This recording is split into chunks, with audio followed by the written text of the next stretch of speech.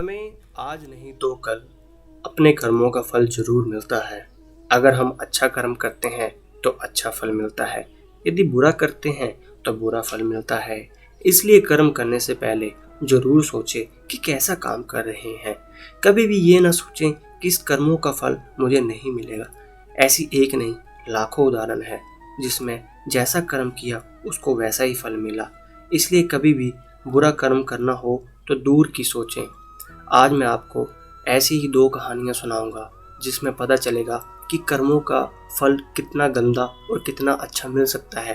कहानी को आगे बढ़ाने से पहले मैं आपसे निवेदन करता हूं कि आप हमारे चैनल लाइफ इंस्पिरेशन को सब्सक्राइब करें ताकि इसी प्रकार की कहानियां मैं आपको आगे भी सुनाता रहूं। एक बार की बात है, एक व्यक्ति मछली पकड़ रहा था। मछली पकड़ ही रहा था कि तभी वहां पे एक दबंग व्यक्ति पहुंच गया। वह बहुत ही बदमाश था।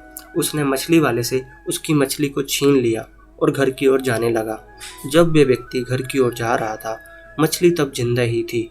उसने उसको उंगली में काट लिया। कुछ दिनों के बाद दबंग व्यक्ति को इतना दर्द होने लगा कि वह डॉक्टर के पास गया। डॉक्टर ने कहा, तुम्हें ये उंगली काटना पड़ेगा क्योंकि इसमें जहर फैल चुका है।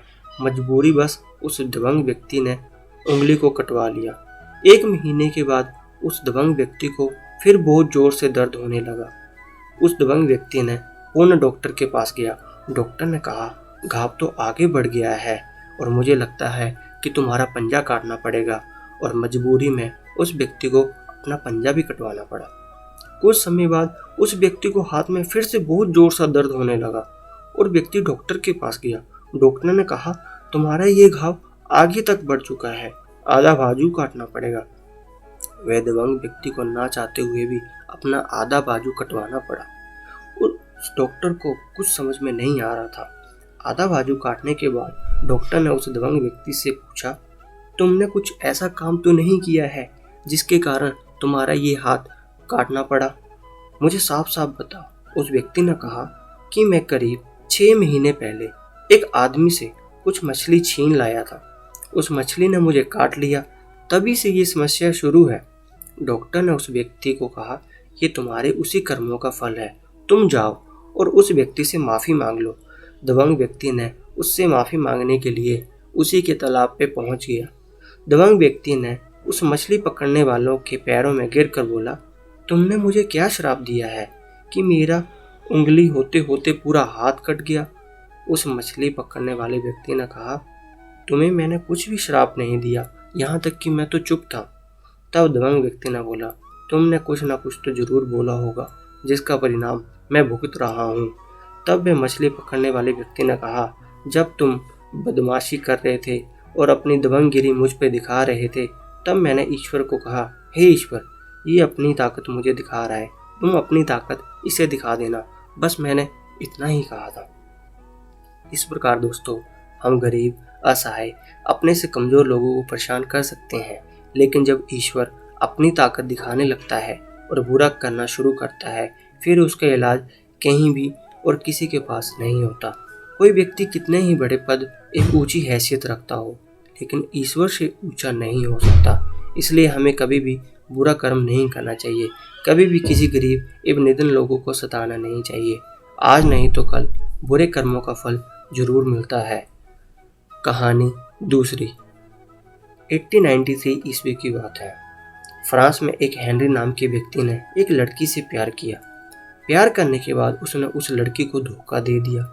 उस लड़की ने अपने भाई को बताया। उस लड़की के भाई ने हेनरी को मारने के लिए चला गया। उसने हेनरी पर बंदूक चलाई। बंदूक की गोली एक पेड़ में लग गई और हेनरी गिर गया। लड़की का भाई समझा कि हेनरी को गोली लग गई है और उसने उसी बंदूक से खुद को भी मार लिया। लड़की के भाई ने भी खुद को गोली मारी और वह मर गया। जब उस लड़की को ये बात पता चली कि हेनरी और उसके भाई दोनों मर गए हैं, लड़की ने भी अपने आप को गोली मारकर खुद को मार लिया। इस घटनाक्रम के 20 साल बाद हेनरी को घर में फर्नीचर के लिए कुछ लकड़ी का काम पड़ा। वही पेड़ जिसने हेनरी की जान बचाई थी, उसे काटकर फर्नीचर बनाने का निर्णय किया गया। लेकिन वह पेड़ इतना मजबूत था कि उसे नहीं काटा जा सकता था। तब उसको किसी ने सुझाव दिया, इस पेड़ को बम से उड़ा दिया जाए। जैसे ही बम फटा 20 साल पहले उसके अंदर घुसी हुई गोली निकली और हेनरी के सिर में लग गई और हेनरी मारा गया। कर्मों का फल देर से यानी 20 साल बाद मिला, लेकिन उसे भोगना ही पड़ा। इस प्रकार देर सवेर हमें अपने कर्मों का फल जरूर मिलता है। ये ना सोचे मुझे कौन देख रहा है, मेरा कोई क्या बिगाड़ सकता है, मैं कुछ भी कर सकता हूँ। धन्यवाद। मैं आशा करता हूँ आपको ये हमारी दोनों कहानियाँ अच्छी लगी होंगी।